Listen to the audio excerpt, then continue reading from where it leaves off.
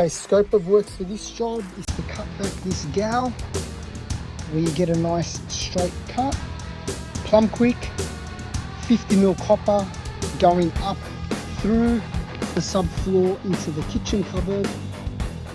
Once we get into the kitchen cupboard, connect a 50mm chrome plated copper waste pipe with a copper trap, and then we'll just go into the house and I will show you what else we need to do.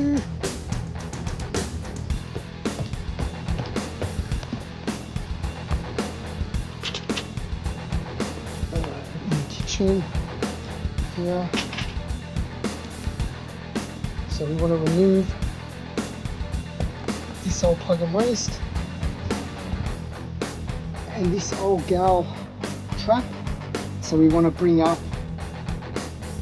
or install the 50mm S&P trap that's chrome plated copper, and we need to get or install 50mm plug and waste but brass, no PVC to be used at all. Customer is allergic to PVC.